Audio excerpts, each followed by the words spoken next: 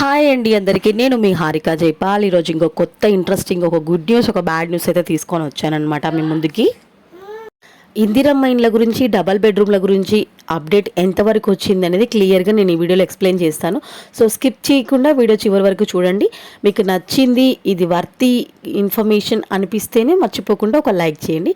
కొత్తగా మన ఛానల్ని ఎవరైనా చూస్తున్నట్టయితే సబ్స్క్రైబ్ చేసుకోండి. సో లేట్ చేయకుండా ఇంకా మ్యాటర్లోకి వెళ్ళిపోదాం. డబల్ బెడ్రూమ్ ఇండ్లు అయితే శాంక్షన్ అయ్యాయి. ఒక్కొక్క ఏరియా వైజ్గా శాంక్షన్ చేసుకుంటూ వస్తున్నారు. ఆల్రెడీ కట్టేసి ఉన్నవే కాబట్టి ఎక్కడెక్కడైతే వర్క్ కంప్లీట్ అయిపోయిందో అక్కడ శాంక్షన్ చేస్తూ వచ్చారనమాట. సో శాంక్షన్ చేసిన దగ్గర కూడా లిస్ట్ రిలీజ్ చేసి నేమ్స్ అనౌన్స్ చేసిన తర్వాత కూడా ఇండ్లు మాకు రాలేదు, అనర్హులకే వచ్చాయని ఫైటింగ్ జరుగుతుందనమాట. సో దానివల్ల మళ్ళీ పెండింగ్లోకి వెళ్ళిపోయే అవకాశం ఉంది. సో అది ఏరియా ఏంటనేది క్లియర్గా తెలుసుకుందాం.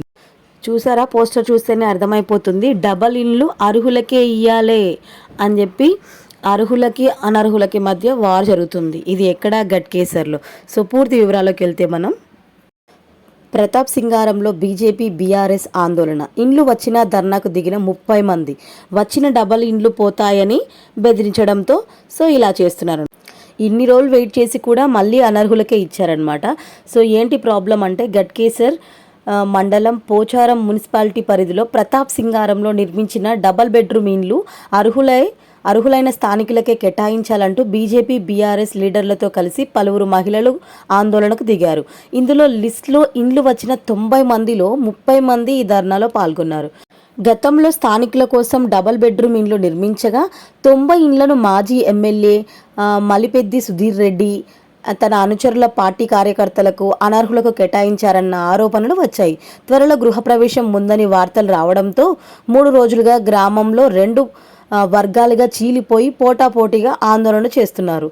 ఆదివారం బీఆర్ఎస్ మాజీ సర్పంచ్ శివశంకర్ ఆధ్వర్యంలో మహిళలు పెద్ద సంఖ్యలో అంబేద్కర్ చౌరస్తకు వద్దకు వచ్చి రోడ్డుపై బయట కూర్చున్నారనమాట.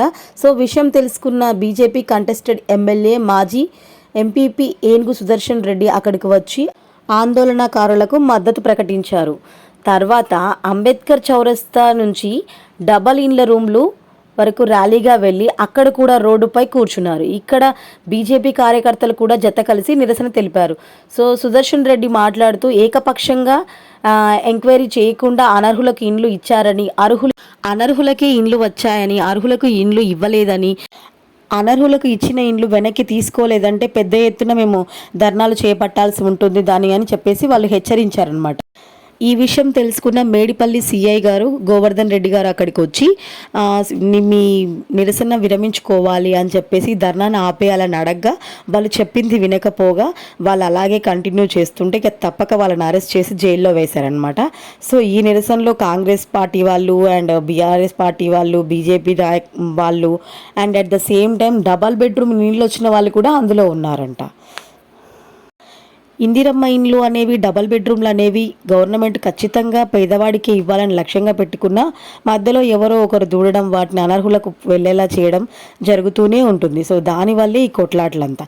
ఇదిలా ఉంటే అండ్ రాజీవ్ యువ వికాస పథకం కూడా వాళ్ళు అనౌన్స్ చేయాలని డిసైడ్ అయ్యారు. ఇది నిన్న ఇలా జరిగేసరికి ఇందులో కూడా అలాంటి అవకతవకలు జరిగితే మళ్ళీ మొత్తం ప్రభుత్వమే కరెక్ట్గా ప్రాపర్గా లిస్ట్ అవుట్ చేయట్లేదు అని చెప్పేసి మళ్ళీ ప్రాబ్లం అవుతుందని చెప్పేసి దాన్ని లిస్టుని అనౌన్స్ చేయకుండా మళ్ళీ రీచెక్ చేసిన తర్వాతే ఇవ్వాలని చెప్పి డిసైడ్ అయిపోయి ఈరోజు రిలీజ్ చేయాల్సిన పట్టాలని ఆపేశారనమాట.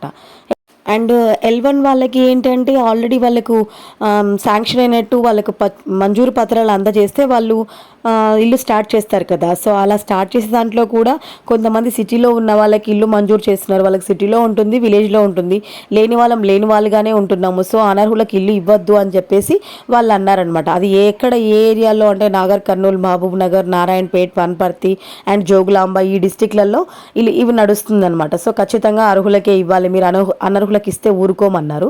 అయితే నిన్న ఆదివారం రోజు మేడ్చల్ కలెక్టరేట్లో ఇందిరమ్మ ఇండ్ల పత్రాల పంపిణీ కార్యక్రమం రాసాబాసా అయ్యింది. ఎందుకు అంటే కాంగ్రెస్ నాయకుల మధ్య వివాదం తలెత్తింది. నాగారం మున్సిపాలిటీ పరిధిలో ఆదివారం ఇందిరమ్మ ఇండ్లు ఇందిరమ్మ ఇండ్ల మంజూరు పత్రాల పంపిణీ కార్యక్రమాన్ని నిర్వహించారు. బాగానే ఉంది. Municipality vice chairman Mallesh Yadav వేదికపై మాట్లాడుతూ కాంగ్రెస్ ప్రభుత్వం పేదలకు న్యాయం చేసేందుకు ఇండ్ల నిర్మాణానికి 5 లక్షల రూపాయలు మంజూరు చేస్తుందని, ఎలాంటి అపోహలు పడకుండా లబ్ధిదారులు ఇండ్లు నిర్మించుకోవాలని ఆయన చెప్పారనమాట. సో ఆయన చెప్పడం వల్ల ఏమైంది అంటే, ఇంతలో కాంగ్రెస్ ఇంకొక సీనియర్ నాయకుడు అశోక్ గౌడ్ మధ్యలో అడ్డుకునే ప్రయత్నం చేశాడు. అర్హులకు ఇందిరమ్మ ఇండ్లు మంజూరు కాలేదని వేదిక మధ్యలో వచ్చి మల్లేష్ యాదవ్ ప్రసంగాన్ని అడ్డుకున్నారు. ఎంతమందికి ఇండ్లు మంజూరు అయ్యాయో చేతులెత్తండి అని చెప్పేసి ఆ కార్యక్రమానికి హాజరైన వారిని కోరారు.